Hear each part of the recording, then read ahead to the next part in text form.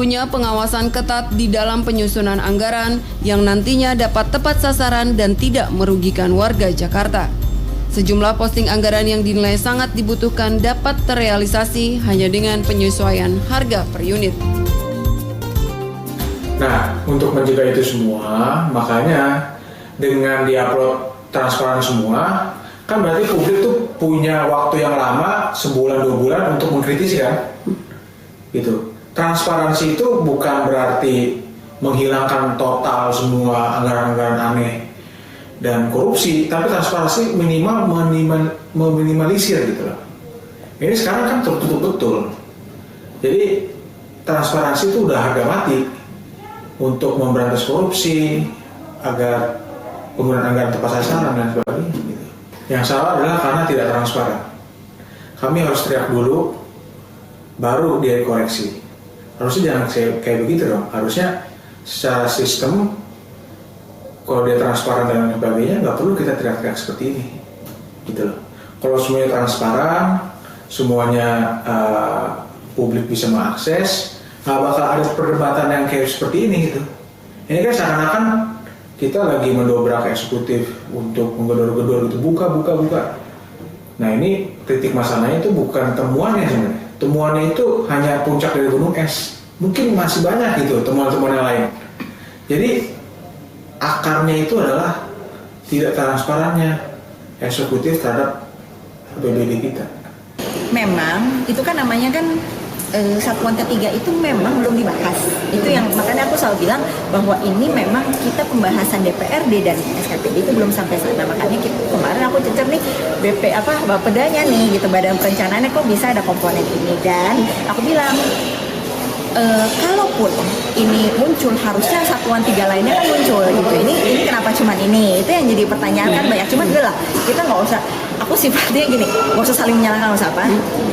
Ini anggaplah, aku selalu bilang think positif, bahwa ini masyarakat ini betul-betul berharap ini uang PPAS yang keluar, RAPBD yang keluar itu betul-betul nih dikawal sama masyarakat, dan itu membuat kita lebih semangat lagi untuk mengawal APBD.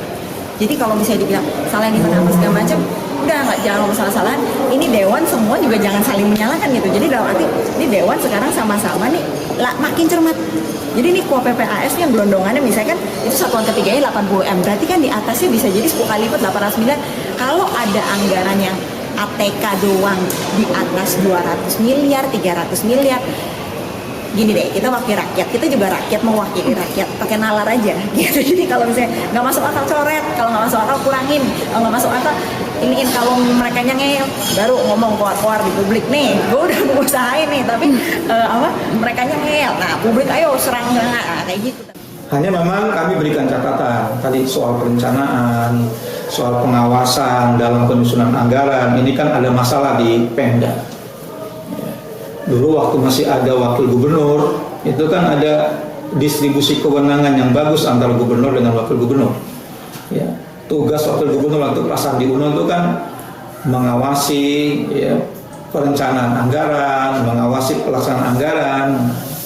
Ini salah satu dampaknya karena nggak ada wakil gubernur. Ya, jadi mafia anggaran itu sebenarnya ada kelompok-kelompok yang memang dari waktu ke waktu itu selalu memanfaatkan ada anggarannya sendiri untuk kepentingan mereka, dan dia kemudian melakukan kolaborasi dengan aparat, dengan SKPD yang ada di berbagai tempat. Nah, disinilah pentingnya mendayagunakan seluruh aparat yang dimiliki gubernur itu untuk memplototi sekali lagi. Ya, sekali lagi yang lalu itu memang ini bukan lagu baru. Ini sudah lagu lama, di mana di berbagai instansi itu ada yang namanya mafia proyek yang dikatakan itu. Jadi ada anggaran, kemudian dibuat anggaran itu, lantas yang mengerjakannya itu juga gitu. Kemudian kalau ada rezeki dibagi gitu. Tapi sekarang dengan pengawasan yang begitu ketat, honor yang diberikan oleh Pemprov DKI kepada pegawai DKI juga sangat besar. Jadi itu saya kira ini harus ditinggalkan semua. Kita masuk pada era baru di mana seluruh anggaran itu betul-betul efisien, dan itu untuk kemajuan rakyat Jakarta. Jadi di situ yang harus dilakukan. Betul. Jadi setiap tahapan pembahasan itu harus diupload. Sehingga begini, ada argumen misalnya, udah kita upload setelah semua selesai lah, gitu. Setelah semua selesai dibahas, loh telat dong itu namanya. Kalau ada temuan, udah telat protesnya. Justru ya kita protes sekarang. Nah, ada lagi program-program yang sebenarnya ini buat apa, yang cuma retorika aja, tidak ada hubungannya sama kebutuhan masyarakat, koret.